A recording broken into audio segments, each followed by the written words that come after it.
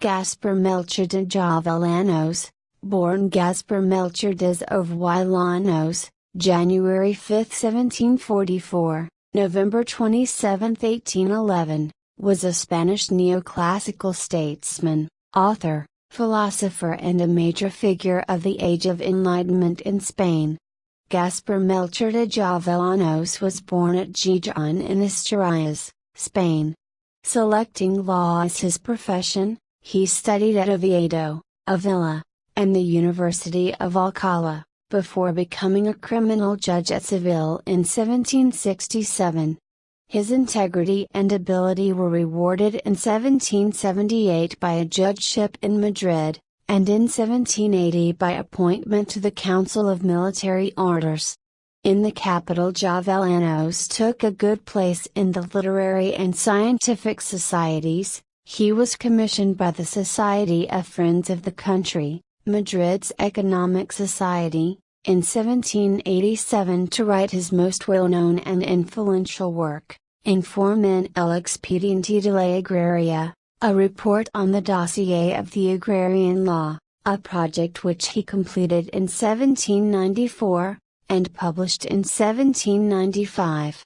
In his work on agrarian law, he called on the Crown to eliminate the concentration of land ownership in the entailment of landed estates, ownership of land by the Catholic Church, and the existence of common lands unavailable to private ownership.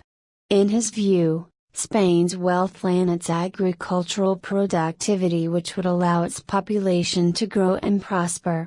In the 18th century regime of land tenure, productivity was stifled by latifundia of the political elites and the Catholic churches and institution, and common lands where there was no incentive for individuals to invest in its productivity.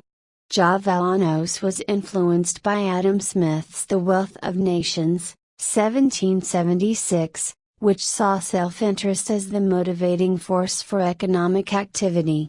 Jovellanos's recommendations were not implemented in Spain, but did influence thinking about agrarian land reform in the Viceroyalty of New Spain by Bishop Manuel Abad y Quipo in the early 19th century before its independence in 1821, whose writings influenced Alexander von Humboldt's thinking and writing on land issues in Mexico. Jovellanos also influenced thinking about agrarian land reform in Mexico in the late period of President Porfirio Díaz's regime by Andrés Molina Enríquez, who was the intellectual father of the article of the post-Mexican Revolution Constitution of 1917 that empowered the state to expropriate land and other resources.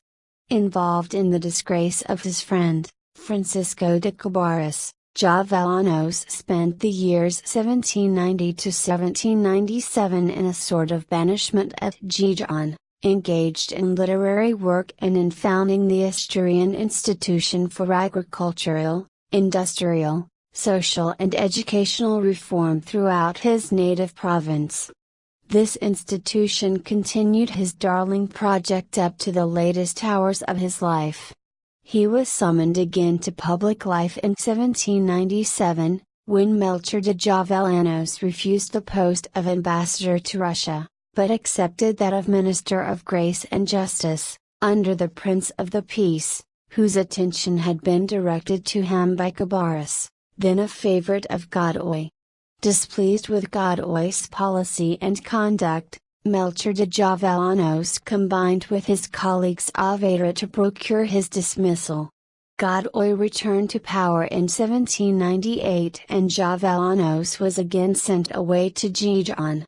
Together with his Asturian intellectual colleagues, such as González Posada, Quevedo y Solares and his sisters Josefa Jovellanos, Melchor de Jovellanos focused then on the study of Asturias.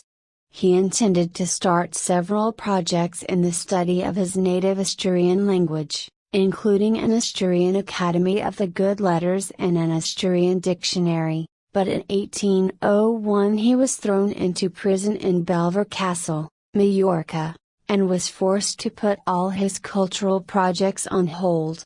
The Peninsular War, and the advance of the French into Spain, set him once more at liberty. Joseph Bonaparte, having gained the Spanish throne, made Jovellanos the most brilliant offers, but the latter sternly refused them all and joined the Patriotic Party. He became a member of the Supreme Central Junta and contributed to reorganize the Cortes Generales. This accomplished, the junta at once fell under suspicion, and Jovellanos was involved in its fall. To expose the conduct of the Cortes, and to defend the junta and himself were the last labors of his pen. In 1811 he was enthusiastically welcomed to Gijón, but the approach of the French drove him forth again. The vessel in which he sailed was compelled by stress of weather to put in at Vega de Navia, now known as Porto de Viga, in Asturias, and there he died on November 27, 1811. Pedro de Silva, the second president of the Principality of Asturias, is a direct descendant of Gaspar Melchor de Jovellanos through his mother, Maria Jesus Cienfuegos Jovellanos Vigilis Calera.